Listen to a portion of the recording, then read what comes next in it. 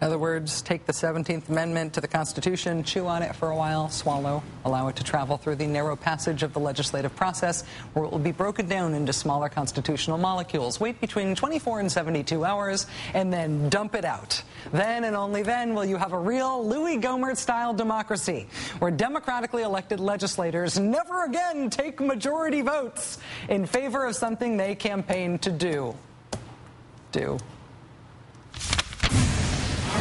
For the first and probably the last time, I hereby recuse myself from hosting this segment.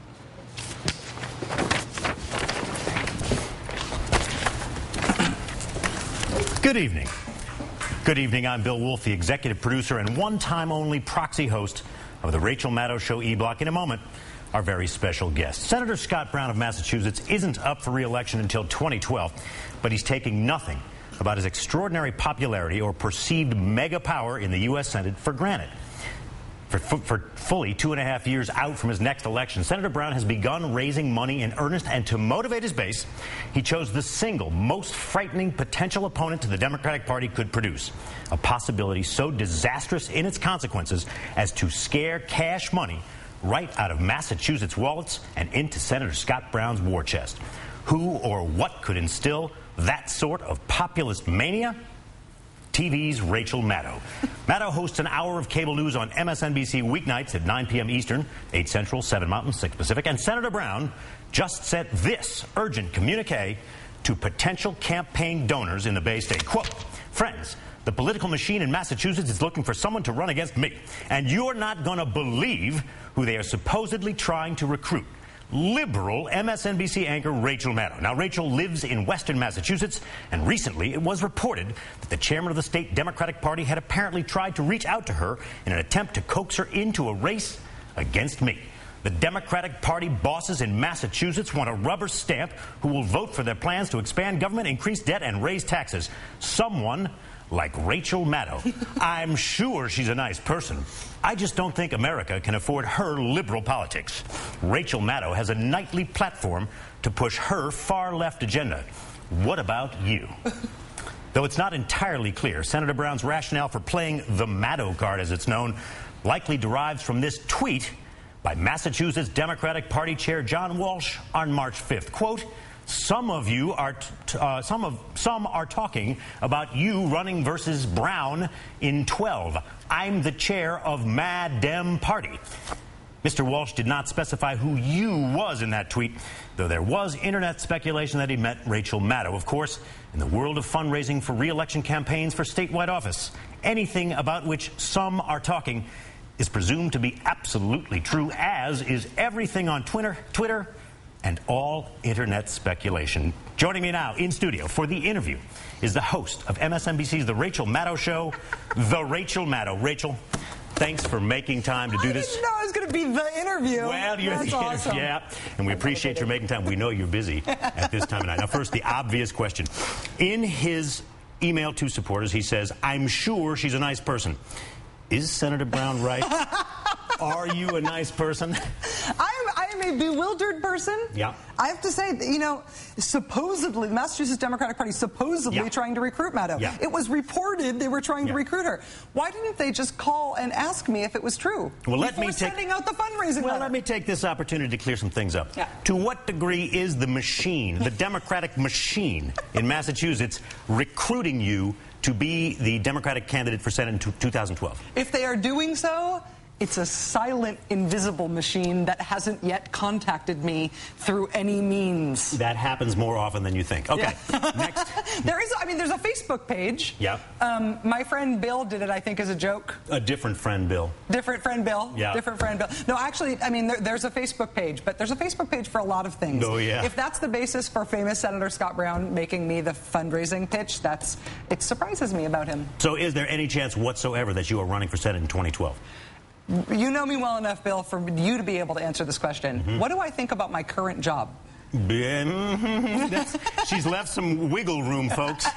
No, I have the best job in the world. I'm not running for office. I've never said that I would run for office. Nobody's asked me to run for office. Scott Brown didn't ask me if I was planning on running for office before he decided to write a fundraising letter using my name to raise money for him. Yeah. No, it's completely made up by him. What's most interesting to the people on the staff is that you are the scariest possibility he could think of. Yes, exactly.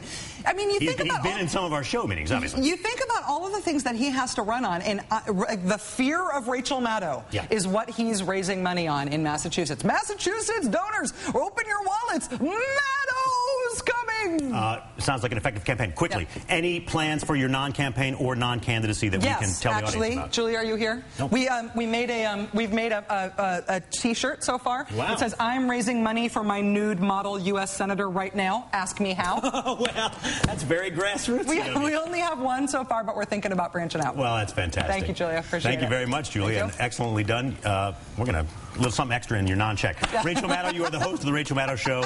Every night, every weeknight here on MSNBC, we're all big fans of the show. We sure appreciate you taking the time to be here with us. This is so weird. Thanks, Bill. I find it to be extremely weird as well. Yeah. Coming up on Countdown, I guess this is my job, Sarah Palin's violent rhetoric when it comes to health reform. And next on this show, Rachel Maddow returns to the host position, thank God, to explain how, thanks to President Obama's 22 different pens, you can know more about exactly what you eat. Stay with us, I implore you. One lesser-known part of the health reform bill that President Obama signed into law this morning requires restaurants with 20 or more locations nationwide to display nutritional information on their menus. That means you'll be able to see the exact number of calories in that burger or pizza or extra super ginormous, really quite large bubbly drink before you order it and put it in your mouth. New York City restaurants have already been displaying this type of info for a couple of years in an attempt to make to help people make healthier choices when they order. Expect conservatives to start seeing Maoist numerological plots in the calorie counts on menus at any moment. But while legislation might now be helping us become a slightly less obese nation, it turns out that art has been no help at all in this fight against the fat. Kent Jones has the story. Hi, Kent. Good evening, Senator. You